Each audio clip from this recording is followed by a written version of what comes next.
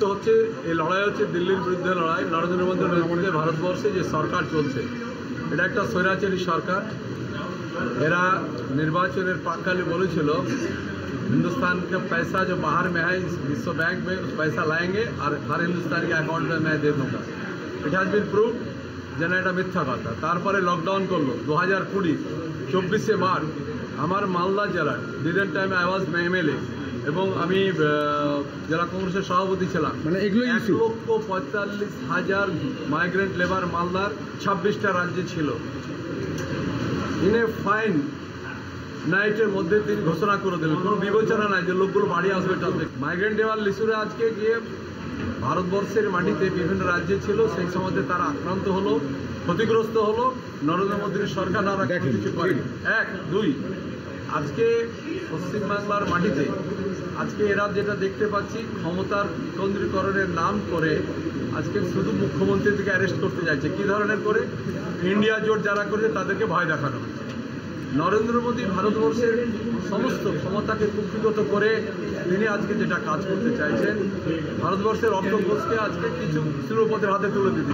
পরিবর্তন মানে এটা তো কংগ্রেসের ঘাঁটি। বিপক্ষ রেখা নির্বাচনের ময়দানে কোনো কিছু না, এটা জোট। কংগ্রেস এবং বাম যে লড়াই করছে এটা মোর দ্যান 100%, 200% এখানে জোট জিতবে তো কোনো সন্দেহ নেই। আমাদের দেশের প্রধানমন্ত্রী নরেন্দ্র মোদীজির দেওয়া যে সমস্ত প্রকল্পগুলো, সেই প্রকল্পগুলো থেকে লুট হয়েছে। সুতরাং এই লুটের বিরুদ্ধে ভোট হবে। আমাদের পশ্চিমবাংলার সরকারের অসহযোগিতার কারণে আমরা এখানে অনেক উন্নয়ন করতে পারিনি। গঙ্গা ভাঙন একটা বড় সমস্যা, এই সমস্যা আমরা এখানে রোধ করতে পারছি না। গঙ্গা ভাঙন রোধ করার জন্য রাজ্য সরকারের সহযোগিতা পায়নি, ওরা কোনো রকম কেন্দ্রের কাছ থেকে সাহায্য চায়নি। তার ফলে হচ্ছে যে আমি বারবার বলা সত্ত্বেও গঙ্গা ভাঙনের ক্ষেত্রে অর্থ বরাদ্দ করা সম্ভব হয়নি। আমি বারবার বলেছি অর্থ বরাদ্দ করার দায়িত্ব আমার, কেন্দ্র সরকার থেকে টাকা তুলে আনার দায়িত্ব আমার, কিন্তু প্রস্তাব পাঠাতে হবে রাজ্য সরকারকে, এটা দেয়নি। দ্বিতীয় বিষয় হচ্ছে এখানে আমাদের বিমানবন্দর চালু করতে দেয়নি। বিমানবন্দরটা এখানে ওরা লিজ নিয়েছে, 30 বছর রাজ্য সরকার লিজ নিয়েছে, এটা করা সম্ভব হয়নি। নবোদয় বিদ্যালয় হওয়ার কথা আমরা কেন্দ্র সরকারের কাছ থেকে স্যাংশন করিয়ে নিয়েছি, জমি না পাওয়ার কারণে আমাদের ভাবুকের কাছে, আমাদের লালদিঘির কাছে, ভাবুক গ্রাম পঞ্চায়েতে ওল্ড মালদা ব্লকে এটা করা সম্ভব হয়নি। ওখানে কত ছেলে মেয়েরা ওখানে রেসিডেন্সিয়াল শিক্ষা পেতেন, এটা থেকে বঞ্চিত হয়েছে। ফলে এই বঞ্চনা একটা পশ্চিমবাংলার মানুষের একটা বড় সমস্যা।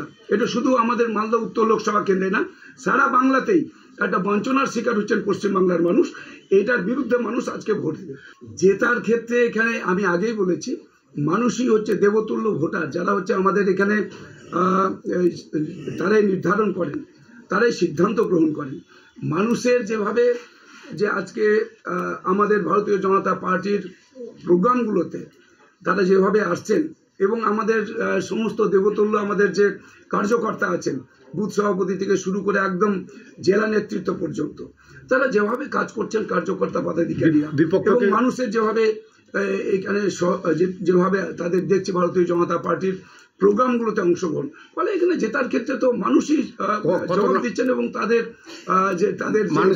মানসিকতাটাই আজকে প্রমাণ করছে যে এখানে জেতার ক্ষেত্রে কোনো সমস্যা নেই। একমাত্র ভারতীয় জনতা পার্টির নেতা নরেন্দ্র মোদীজির বিকল্প কোনো ব্যক্তি নেই আমাদের দেশের প্রধানমন্ত্রী হতে পারে। আমাদের দেশের প্রধানমন্ত্রী নরেন্দ্র মোদীজির দেওয়া যে সমস্ত প্রকল্পগুলো, সেই প্রকল্পগুলো থেকে লুট হয়েছে। সুতরাং এই লুটের বিরুদ্ধে ভোট হবে। আমাদের পশ্চিমবাংলার সরকারের অসহযোগিতার কারণে আমরা এখানে অনেক উন্নয়ন করতে পারিনি। গঙ্গা ভাঙন একটা বড় সমস্যা, এই সমস্যা আমরা এখানে রোধ করতে পারছি না। গঙ্গা ভাঙন রোধ করার জন্য রাজ্য সরকারের সহযোগিতা পায়নি, ওরা কোনো রকম কেন্দ্রের কাছ থেকে সাহায্য চায়নি। তার ফলে হচ্ছে যে আমি বারবার বলা সত্ত্বেও গঙ্গা ভাঙনের ক্ষেত্রে অর্থ বরাদ্দ করা সম্ভব হয়নি। আমি বারবার বলেছি অর্থ বরাদ্দ করার দায়িত্ব আমার, কেন্দ্র সরকার থেকে টাকা তুলে আনার দায়িত্ব আমার, কিন্তু প্রস্তাব পাঠাতে হবে রাজ্য সরকারকে, এটা দেয়নি। দ্বিতীয় বিষয় হচ্ছে এখানে আমাদের বিমানবন্দর চালু করতে দেয়নি। বিমানবন্দরটা এখানে ওরা লিজ নিয়েছে, 30 বছর রাজ্য সরকার লিজ নিয়েছে, এটা করা সম্ভব হয়নি। নবোদয় বিদ্যালয় হওয়ার কথা আমরা কেন্দ্র সরকারের কাছ থেকে স্যাংশন করিয়ে নিয়েছি, জমি না পাওয়ার কারণে আমাদের ভাবুকের কাছে, আমাদের লালদিঘির কাছে, ভাবুক গ্রাম পঞ্চায়েতে ওল্ড মালদা ব্লকে এটা করা সম্ভব হয়নি। ওখানে কত ছেলে মেয়েরা ওখানে রেসিডেন্সিয়াল শিক্ষা পেতেন, এটা থেকে বঞ্চিত হয়েছে। ফলে এই বঞ্চনা একটা পশ্চিমবাংলার মানুষের একটা বড় সমস্যা। এটা শুধু আমাদের মালদা উত্তর লোকসভা কেন্দ্রে না, সারা বাংলাতেই একটা বঞ্চনার শিকার হচ্ছেন পশ্চিমবাংলার মানুষ। এটার বিরুদ্ধে মানুষ আজকে ভোট দেবে। জেতার ক্ষেত্রে এখানে আমি আগেই বলেছি, মানুষই হচ্ছে দেবতুল্য ভোটার। যারা হচ্ছে আমাদের এখানে তারাই নির্ধারণ করেন, তারাই সিদ্ধান্ত গ্রহণ করেন। মানুষের যেভাবে যে আজকে আমাদের ভারতীয় জনতা পার্টির প্রোগ্রামগুলোতে তারা যেভাবে আসছেন এবং আমাদের সমস্ত দেবতুল্য আমাদের যে কার্যকর্তা আছেন, বুথ সভাপতি থেকে শুরু করে একদম জেলা নেতৃত্ব পর্যন্ত, তারা যেভাবে কাজ করছেন কার্যকর্তা পদাধিকারীরা, এবং মানুষের যেভাবে এখানে যেভাবে তাদের দেখছে ভারতীয় জনতা পার্টির প্রোগ্রামগুলোতে অংশগ্রহণ, ফলে এখানে জেতার ক্ষেত্রে তো মানুষই জবাব দিচ্ছেন এবং তাদের যে তাদের মানসিকতাটাই আজকে প্রমাণ করছে যে এখানে জেতার ক্ষেত্রে কোনো সমস্যা নেই। একমাত্র ভারতীয় জনতা পার্টির নেতা নরেন্দ্র মোদীজির বিকল্প কোনো ব্যক্তি নেই আমাদের দেশের প্রধানমন্ত্রী হতে পারে। উত্তর মালদার সব থেকে বড় ইস্যু হচ্ছে এবারে যে গত 5 বছর ধরে যিনি এখানে সাংসদ ছিলেন বিজেপির, তিনি উত্তর মালদার জন্য 88টা গ্রাম পঞ্চায়েত নিয়ে উত্তর মালদা, কোনো গ্রাম পঞ্চায়েতে কোনো কাজ হয়নি, কোনো ব্লক স্তরে উনি কোনো কাজ করেননি। সাংসদ সম্পূর্ণরূপে ব্যর্থ উত্তর মালদার সাংসদ। হবিবপুর থেকে হরিশ্চন্দ্রপুর বলছে, জালালপুর, চন্দ্রপাড়া, রতুয়া, চাঁদমণি সব কিছু বলছে যে কোথাও কোনো উন্নয়ন হয়নি। তার সাথে সাংসদের কাছে যে প্রত্যাশা ছিল মানুষের, তিনি সংসদে গিয়ে নদী ভাঙন, গঙ্গা ফুলাহারের ভাঙনি লড়াই করবেন, সেটা তিনি করেননি। ফলে একজন সাংসদ উনি ব্যর্থ হয়েছেন।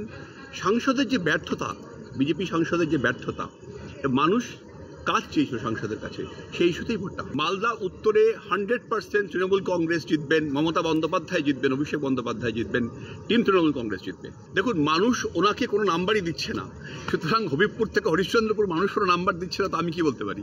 দেখুন, আমরা তৃণমূল কংগ্রেস একটা অত্যন্ত সংগঠিত এবং সুশৃঙ্খল দল। আমরা সকলে মিলে, আপনারা দেখছেন, সকলে মিলে একসাথে কাজ করছি।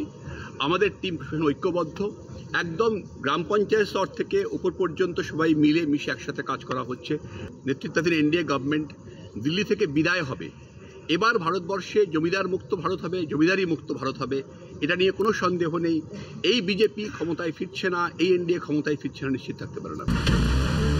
উত্তর মালদার সব থেকে বড় ইস্যু হচ্ছে এবারে যে গত 5 বছর ধরে যিনি এখানে সাংসদ ছিলেন বিজেপির, তিনি উত্তর মালদার জন্য 88টা গ্রাম পঞ্চায়েত নিয়ে উত্তর মালদা, কোনো গ্রাম পঞ্চায়েতে কোনো কাজ হয়নি, কোনো ব্লক স্তরে উনি কোনো কাজ করেননি। সাংসদ সম্পূর্ণরূপে ব্যর্থ উত্তর মালদার সাংসদ। হবিবপুর থেকে হরিশ্চন্দ্রপুর বলছে, জালালপুর, চন্দ্রপাড়া, রতুয়া, চাঁদমণি সব কিছু বলছে যে কোথাও কোনো উন্নয়ন হয়নি। তার সাথে সাংসদের কাছে যে প্রত্যাশা ছিল মানুষের, তিনি সংসদে গিয়ে নদী ভাঙন, গঙ্গা ফুলাহারের ভাঙনি লড়াই করবেন, সেটা তিনি করেননি। ফলে একজন সাংসদ উনি ব্যর্থ হয়েছেন। সাংসদের যে ব্যর্থতা, বিজেপি সাংসদের যে ব্যর্থতা, মানুষ কাজ চেয়েছিল সাংসদের কাছে, সেই ইস্যুতেই ভোটটা। মালদা উত্তরে 100% তৃণমূল কংগ্রেস জিতবেন, মমতা বন্দ্যোপাধ্যায় জিতবেন, অভিষেক বন্দ্যোপাধ্যায় জিতবেন, টিম তৃণমূল কংগ্রেস জিতবে। দেখুন, মানুষ ওনাকে কোনো নাম্বারই দিচ্ছে না, সুতরাং হবিবপুর থেকে হরিশ্চন্দ্রপুর মানুষ কোনো নাম্বার দিচ্ছে না, তো আমি কি বলতে পারি। দেখুন, আমরা তৃণমূল কংগ্রেস একটা অত্যন্ত সংগঠিত এবং সুশৃঙ্খল দল। আমরা সকলে মিলে, আপনারা দেখছেন, সকলে মিলে একসাথে কাজ করছি। আমাদের টিম ঐক্যবদ্ধ, একদম গ্রাম পঞ্চায়েত স্তর থেকে উপর পর্যন্ত সবাই মিলে মিশে একসাথে কাজ করা হচ্ছে। নেতৃত্বাধীন এনডিএ গভর্নমেন্ট দিল্লি থেকে বিদায় হবে। এবার ভারতবর্ষে জমিদার মুক্ত ভারত হবে, জমিদারি মুক্ত ভারত হবে, এটা নিয়ে কোনো সন্দেহ নেই। এই বিজেপি ক্ষমতায় ফিরছে না, এই এনডিএ ক্ষমতায় ফিরছে না, নিশ্চিত থাকতে পারে না। মালদা উত্তরে এক তো হচ্ছে এই লড়াই হচ্ছে দিল্লির বিরুদ্ধে লড়াই। নরেন্দ্র মোদীর নেতৃত্বে ভারতবর্ষে যে সরকার চলছে, এটা একটা স্বৈরাচারী সরকার। এরা निर्वाचन प्राककाले बोलेছিল हिंदुस्तान का पैसा जो बाहर में है विश्व बैंक में उस पैसा लाएंगे और हर हिंदुस्तानी के अकाउंट में मैं दे दूंगा। इट हैज बीन प्रूव যেন এটা মিথ্যা কথা। তারপরে লকডাউন করলো 2020 24 মার্চ আমার মালদা জেলার ডিডেন্ট টাইমে আই ওয়াজ এমএলএ এবং আমি জেলা কংগ্রেসের সভাপতি ছিলাম। মানে 1,45,000 মাইগ্রেন্ট লেবার মালদার 26টা রাজ্যে ছিল। ইনে ফাইন নাইটের মধ্যে তিনি ঘোষণা করে দিলেন, কোনো বিবেচনা নাই যে লোকগুলো বাড়ি আসবে টাসবে। মাইগ্রেন্ট লেবার লিস্যুরে আজকে গিয়ে ভারতবর্ষের মাটিতে বিভিন্ন রাজ্যে ছিল, সেই সময় তারা আক্রান্ত হলো, ক্ষতিগ্রস্ত হলো। নরেন্দ্র মোদীর সরকার তারা কিছু করে। 1, 2 আজকে পশ্চিমবাংলার মাটিতে আজকে এরা যেটা দেখতে পাচ্ছি ক্ষমতার কেন্দ্রীকরণের নাম করে আজকে শুধু মুখ্যমন্ত্রীর দিকে অ্যারেস্ট করতে যাচ্ছে। কী ধরনের করে? ইন্ডিয়া জোট যারা করেছে তাদেরকে ভয় দেখানো হচ্ছে। নরেন্দ্র মোদী ভারতবর্ষের সমস্ত ক্ষমতাকে কুক্ষিগত করে তিনি আজকে যেটা কাজ করতে চাইছেন, ভারতবর্ষের অর্থকোষকে আজকে কিছু শিল্পপতির হাতে তুলে দিতে পরিবর্তন মানে এটা তো কংগ্রেসের ঘাঁটি। বিপক্ষ রেখা নির্বাচনের ময়দানে কোনো কিছু না, এটা জোট। কংগ্রেস এবং বাম যে লড়াই করছে এটা মোর দ্যান 100%, 200% এখানে জোট জিতবে তো কোনো সন্দেহ নেই।